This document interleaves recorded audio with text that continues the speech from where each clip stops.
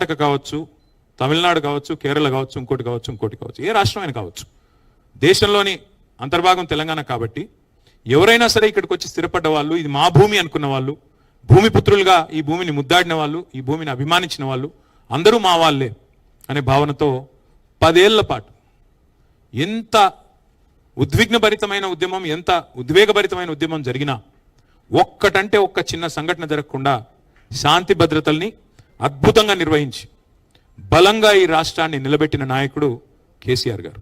మీరు నన్ను అడిగితే ఏం సాధించారు 12 ఏళ్లలో అని మీరు అడిగితే, తెలంగాణ ఏం సాధించింది అని అడిగితే, విజయాలు నేను లెక్కబెట్టి చెప్తే రవికాంత్ రెడ్డి గారు చెప్పిన టైం అయిపోతుంది, కానీ అయినా కొంతవరకు చెప్పే ప్రయత్నం నేను చేస్తాను.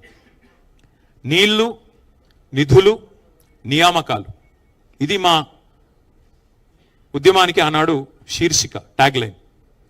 మరి ఏం సాధించారు మీరు అని అడిగితే, వలసలు, కరువులతో, నెర్రెలు బారిన నేలలతో, నెత్తురుతో తడిసిన నేలల్లో సాగునీళ్లను పారించింది బీఆర్ఎస్ ప్రభుత్వం. అన్నమో రామచంద్ర అనే రాష్ట్రాన్ని దేశానికి అన్నం పెట్టే స్థాయికి, పంజాబ్ను, హర్యానాను తలదన్ని అన్నం పెట్టే స్థాయికి తీసుకొని పోయింది కేసీఆర్ నాయకత్వం. గోదావరి జలాల్లో, కృష్ణా జలాల్లో మాకు హక్కుగా సంక్రమించిన ప్రతి నీటి బొట్టుని ఒడిసిపట్టి అటు కాళేశ్వరాన్ని కాలంతో పోటీ పడుతూ పూర్తి చేసిన, ఇటు పాలమూరు రంగారెడ్డి ఎత్తిపోతల పథకాన్ని 90% పూర్తి చేసిన, సీతారామ ప్రాజెక్టును 80% పూర్తి చేసిన, ఇది చేసింది తెలంగాణలో సాగునీళ్లు పారాలని, కన్నీళ్లు బారిన తెలంగాణలో సాగునీళ్లు పారాలని. నెర్రలు బాసిన నేల, నెత్తురుగారిన నేలల్లో మళ్ళీ వ్యవసాయం జరగాలి, రైతులు వారి కళ్ళలో ఆనందం చూడాలని కేసీఆర్ గారు పరితపించారు.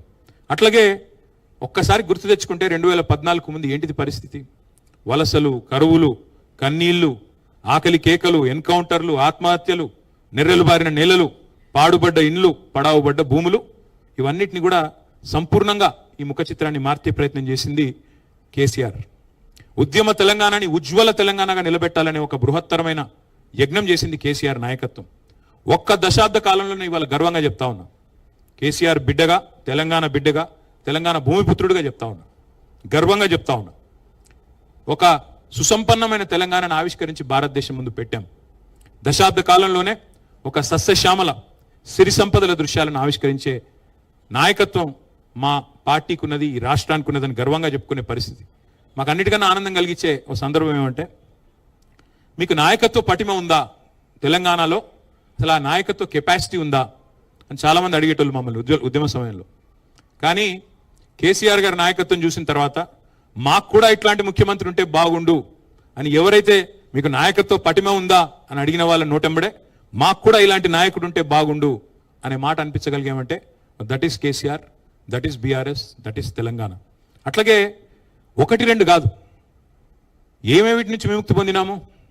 నల్లగొండ జిల్లా ఫ్లోరైడ్తో తల్లడిల్లిన జిల్లా, లక్షల మంది బొక్కలు వంకరపోయిన జిల్లా, అంతకుముందు పరిపాలించిన గొప్ప గొప్ప పాలకుల వల్ల, పక్కన కృష్ణానది ఉన్నా కనీసం నీళ్ళు ఇవ్వలేని అసమర్థత వల్ల బొక్కల్లో మూలుగు చచ్చిపోయిన జిల్లా నల్లగొండ జిల్లా.